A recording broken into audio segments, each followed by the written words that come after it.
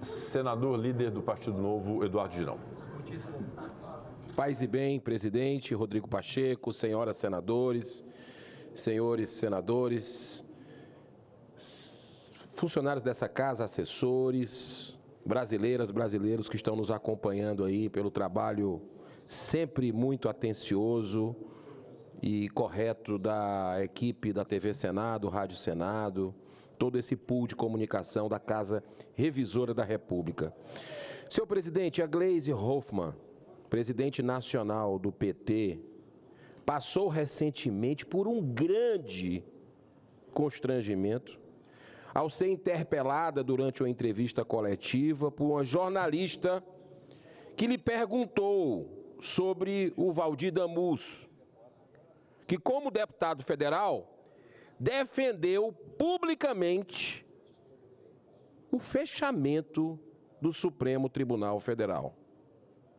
E agora, esse mesmo ex-deputado federal é nomeado por Lula, é do seu grupo, para ser o secretário nacional do consumidor. Esse correto questionamento pode ser adicionado ao acervo de incoerências do PT e do governo Lula. A jornalista foi assertiva, caiu a máscara. Vejamos algumas dessas situações contraditórias. Durante a campanha, um tema importantíssimo para a nação foi trazido ao debate pelos candidatos à presidência. A grave questão da legalização do aborto, defendida oficialmente há décadas pelo PT. O candidato Lula não hesitou em apresentar uma carta aos cristãos, se posicionando contra o aborto e a favor da família, ainda comete aí algo que é de arrepiar a alma. Ele diz que vai defender a vida plena em todas as suas fases. Cai quem quer nesse tipo de narrativa. Aliás, ele é craque em dizer que narrativa precisa ser efetivamente feita, né? Que a democracia é relativa. E ele ensina como se fazer narrativa e acha isso correto para defender o que defende. Eu, particularmente, digo que logo nos primeiros meses do governo Lula, depois que ele fez essa carta durante a campanha aos cristãos, enganou quem é cristão no Brasil. Ele fez, a sua ministra da Saúde fez a sua seguinte declaração: farei o SUS cumprir a lei e garantir o direito ao aborto. E não se contentou com isso. Retirou o Brasil do consenso de Genebra, com 50 países pró-vida, que defende a vida desde a concepção. E foi além. O Ministério da Saúde revogou uma importante portaria do Ministério que obrigava aos serviços de saúde a comunicarem às autoridades policiais os casos de aborto decorrente de estupro. Isso é gravíssimo. É o governo passando a mão na cabeça de estuprador. Isso é a mensagem que passa para a sociedade. Repito, aquele governo, aquele candidato que dizia que era a favor da vida desde a concepção, faz tudo ao contrário depois que assume o poder. A verdade tem que ser colocada aqui. Ele nomeia, olha só, é a segunda incoerência, senador Plínio Valério. Nessa carta aos cristãos, ele se posiciona contra a legalização das drogas, que é um dos maiores fatores de devastação, de destruição da família. Mas, assim que assume o poder, meses depois, ele nomeia como seu ministro do Desenvolvimento Agrário e Agricultura Familiar o Paulo Teixeira.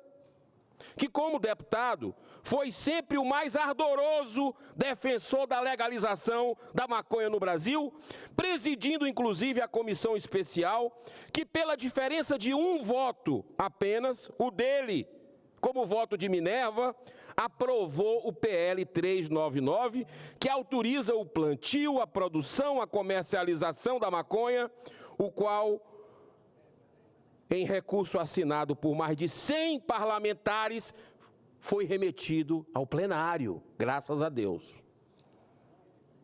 A terceira incoerência é quando resolve acabar, senador Irajá, com o Senapred, a secretaria que cuidava da prevenção de drogas na nossa nação, e autoriza seu ministro dos Direitos Humanos a defender abertamente a legalização das drogas como forma de diminuir a população carcerária, mesmo que em todos os países que legalizaram as drogas não houve diminuição do tráfico, mas sim um aumento, uma explosão do consumo. Ou seja, a maior desgraça para a família. A quarta incoerência se refere à decisão do TSE durante a campanha, atendendo o pedido do PT, que proibiu divulgação da amizade, adivinha de quem? De Lula, com ditadores sanguinários, a exemplo de Nicolás Maduro, da Venezuela, e Daniel Ortega, da Nicarágua. Não preciso nem falar sobre a retomada do famigerado Foro de São Paulo e as declarações de Lula, não apenas apoiando essas ditaduras, mas chegando ao cúmulo de dizer que democracia é algo relativo. E um detalhe, o Foro de São Paulo ocorreu em Brasília, 2 semanas atrás, no coração, aqui, como a gente diz no Nordeste, nas nossas ventas. É um tapa na cara da sociedade, de um povo de bem, de um povo pacífico, de um povo ordeiro como o brasileiro. Eu poderia passar horas e horas, senador Laércio, aqui me reportando a tantas outras incoerências do PT, mas o meu tempo é limitado. Por isso encerro ressaltando a mais cruel delas, responsável pela prisão injusta de centenas de brasileiros e brasileiras inocentes. Me refiro aqui aos tristes e graves acontecimentos do dia 8 de janeiro. O governo que fez de tudo para impedir a instalação da CPMI, destinada a revelar toda a verdade sobre os tumultos violentos. Mas depois do vazamento das imagens obtidas pelas câmaras de segurança do Palácio do Planalto, ficou insustentável.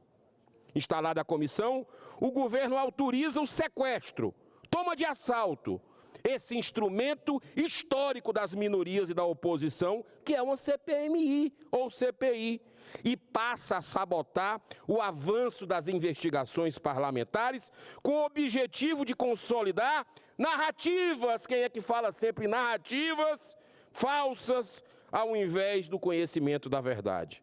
Isso é muito grave porque em 2017, quando 700 ônibus chegaram em Brasília, trazendo manifestantes, senhor presidente, que invadiram e depredaram 4 ministérios, provocando até incêndios em protesto contra o governo Temer, o PT defendeu os direitos humanos dos manifestantes.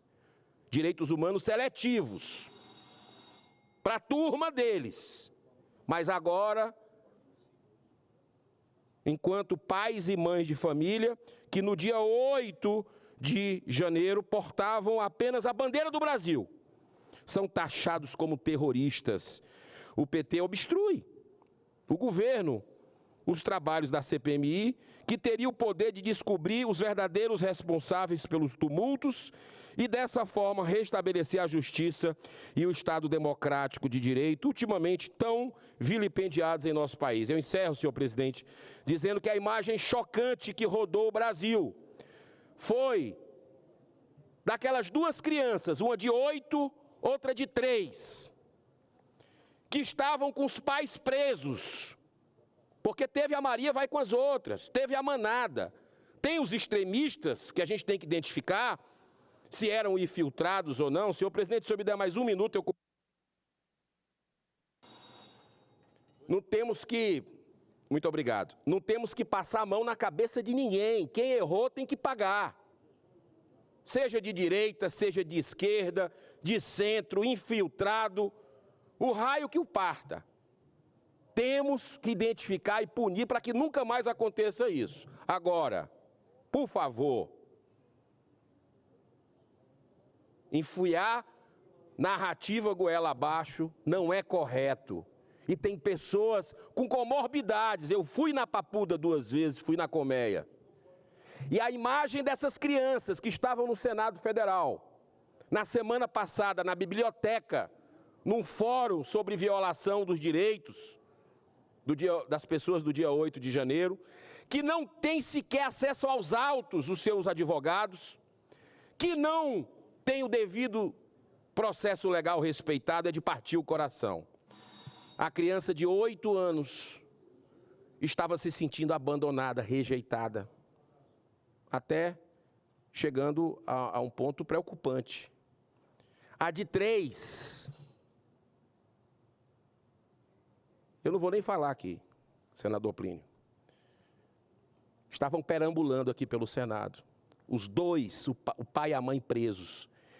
A filha, a irmã deles, teve que trancar a faculdade de odontologia, deixar um emprego para cuidar das crianças. Olha, você pode pegar o dinheiro do mundo para fazer indenização, isso vai ser natural que ocorra, porque está existindo um abuso no Brasil, onde a justiça é um homem só. Nada é respeitado, o inquérito de fim do mundo. Essas pessoas não têm foro privilegiado, senador Laércio, não eram para estar em STF.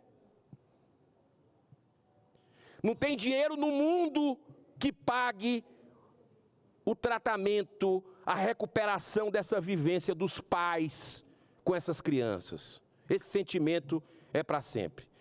E que a gente possa fazer o nosso trabalho na CPMI. Vou, senador Rodrigo Pacheco, à ONU, denunciar isso com um grupo de senadores, quero lhe comunicar, no Comitê de Direitos Humanos da ONU.